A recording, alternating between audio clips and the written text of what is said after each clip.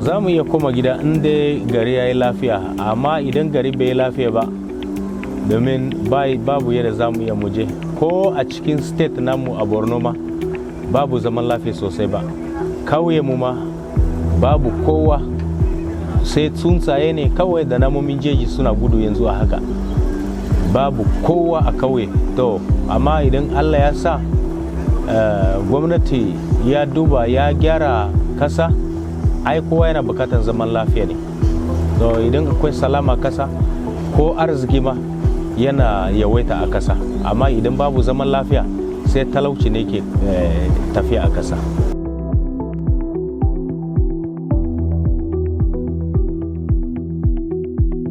Nigeria is presently faced with political, economic, and social challenges. Since 2015, there has been an increase in the number of internally displaced persons, IDPs, resulting from communal clashes, attacks on farmers by suspected herdsmen, activities of Boko Haram, and natural disasters. A July 2019 report from the International Organization for Migration, IOM, estimated 127,713 persons have been displaced in Benue, Plateau, Kaduna, and Nasarawa states of North Central region. Benue State, which hosts 81,132,000 IDPs, is the most affected state in the North Central region. Nasarawa State hosts about 17,114 individuals, while Plateau State hosts 15,981 individuals. There is economic, ecological, political, ethnic, religious, imperialist factors. Of course, the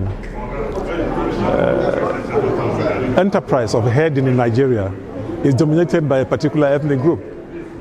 So ethnic profiling has been very easy to be associated with this crisis. And if you look at the history of the community that hosts some of the main herders in Nigeria, it's a community that has a history of a jihad. In this country in 1804, there was a jihad which changed the character of much of what is called northern Nigeria. So some people said that, well, maybe this is an extension of that, using the herdsmen as foot soldiers. Ms. Anap Vivian Musa is the administrative officer of Simji Girl Child Empowerment Initiative Orphanage based in Jos Plateau State. She shared thoughts on the situation of children in areas affected by the Fulani herdsmen and farmers' conflict in the state. Most of these kids are actually from the IDP camps. Some of them are single orphans, some are double orphans. The single orphans we took off the parents, mostly women, was because they were the women had more than each probably 6-7 kids, and we felt if we left them with the parents, nothing good will come out of them. I would say the situation is bad because every day, or not every day, every maybe fortnight, we hear of attacks. We hear of people deserting their villages, going into IDP camps, and then most of them, because of the amount of time in which they've been away from their homes, they cannot even go back to reclaim their land. So they're almost like, I don't know, they have nowhere. So it's really bad. Some of them have peculiar stories, like Nerat. Nerat is the sole survivor of her family. The family was attacked, and they killed her parents, her siblings, and the wall mistakenly fell on her, and they felt she was dead. So they left her and went. She, of course, after a while woke up and walked away from her village into another village and was picked up by an old woman. So she was staying with the old woman when we picked her up.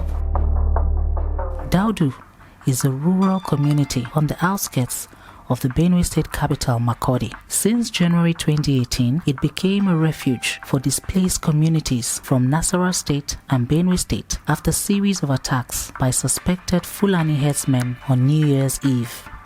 The IDP camp was not recognized by the Benue State government, and so the displaced persons lived in inhumane conditions, in hunger and joblessness, as the crops they produced were destroyed along with their homes and sources of livelihood.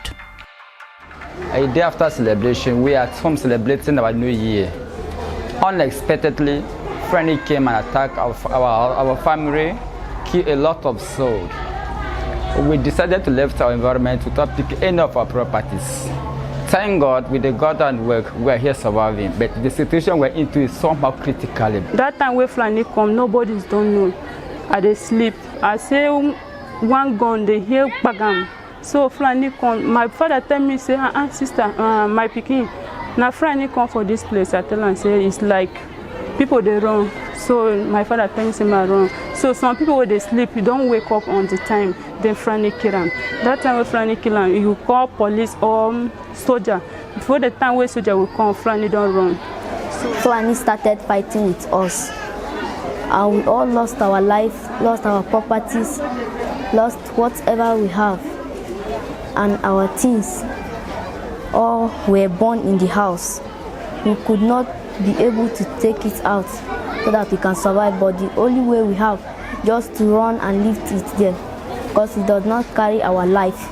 So I don't know the place where I will sleep. So I come here. Then I no see anybody here. Then I carry my car away, Fulani key with my children, with people. Then those people they close to me to village. Then you can't gather here. I can't sit down here. So there's no anything to hear. No food, nothing. Just I manage. I dey here like that. Stress has its severity. So when this persists over time, these people will end up becoming anxious. They develop anxiety disorders. They develop depression, because some of them actually tell you, I am sad. And when we use instruments to assess depression, more than half of them were depressed, in the moderate and the severe. Then for those that are predisposed to having mental illness, some can actually break down with schizophrenia. Yes, because the stress itself can break them down, especially if they are predisposed to having a mental illness. And then a lot of them go into drug abuse. And when I asked one or two of them, they said that it gives them the life they want. It makes me happy. As a 21-year-old told me that. He said, Mommy, it makes me happy because I am depressed. That was his word. I am depressed, so if I take alcohol, I feel some relief. The experience is that most of these people, they have psychological trauma. We have what we call acute stress reaction. Usually when we talk about acute stress reaction, people have flashbacks about the problem. They are not able to sleep well. They have startled responses and all that. Over a period of time, that will resolve on its own for most people. So for most people in the IDP camps, those things usually resolve. But for a number of people, it will progress to post-traumatic stress disorder. And some of them can actually go on to have depression, anxiety disorders following these encounters. There's a lot of fear amongst them. There is fear. They see the world, the future as bleak, because they don't see anything good happening to them again. And there's a lot of anger and aggression. Of course there will be this because they are stressed out. Food supply is not adequate. The only good thing they have on the IDP camps mostly is security. They have the military on the camps, but psychologically most of them are drained. They don't sleep well. Some don't eat well because they tell you that the food they give them is not what they want. So they grow very, very angry. For the young children, they don't have enough playground, and some of the IDPs, especially in Taraba, The IDP camps are nothing to write home about. They are dilapidated and they are not humane. Some of them actually said that. A 2018 study by Jire Do Foundation on the situation of internally displaced persons in Benue State revealed that as at the end of October 2018, over 82,658 households were displaced between 2016 to 2018. Before, the camp was not even organized. It was not even approved by government. It was NGO and some of the, in fact, missionaries and nobody give us assistance. Sometimes they brought food for us, soap for us to take baths and eat some of the other things. Later, towards November, December, MSF started visiting us. They look at how we are suffering. In fact, if you can look at the tent, it was even still that we are protecting ourselves. It is when they came, they discovered that human beings are staying in that environment that is not convenient. They now look around and say, okay, they went and brought some of the plastic, brought the tarpaulin for us to at least protect for a little bit. Now, if you can watch around, all the tents made, they are the one making all those tents for us. By the end of June 2019, the Benue State government seemed to have recognized the Daudu IDP camp with the presence of the State Emergency Management Agency, SEMA, at the camp. However, the crisis seems to be beyond the state government, with the arrival of more displaced persons from local governments across Benue State. Instead of resettling the internally displaced persons, the camp is expanding. What we see as manifestations of this crisis are that people, farmers who are substantially sedentary, and the area you're talking about is what could be called the green belt of Nigeria. It's also the agricultural belt of Nigeria. Now, if herding gangs come and disrupt violently the livelihoods of people in this belt, then you're going to have a problem, not just with agricultural production, not just with the economy, but you also have a major security problem, which is what we now have. I think the root cause has to go, in fact, it has to go all the way to the federal government, if you ask me. This restructuring they're talking about, I think it would solve a lot of problems, but they don't want to. If they restructure, at least we have state police, we'll have state police, and we'll have enough workforce to help handle what is on ground. But because they have refused to, it's escalating. I'll say escalating because till date they're still having attacks. People don't hear about it because they're trying to mum it, but the attacks still go on. Already, we and Fulani, there was no program. Now we don't even know what caused problem between we and Fulani and we people now. There was no problem.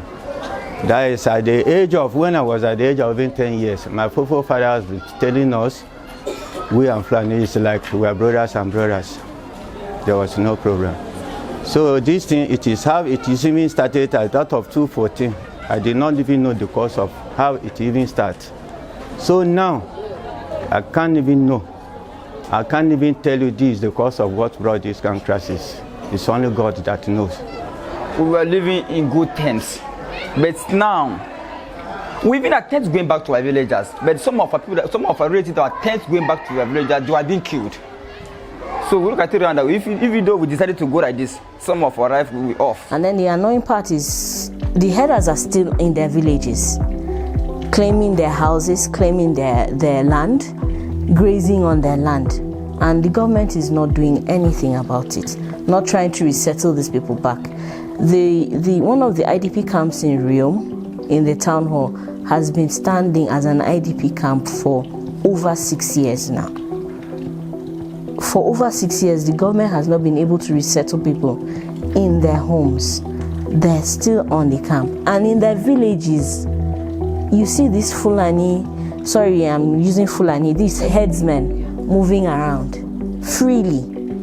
And when they want to go back, they tell them, I don't think you can come back, it's not safe. We've had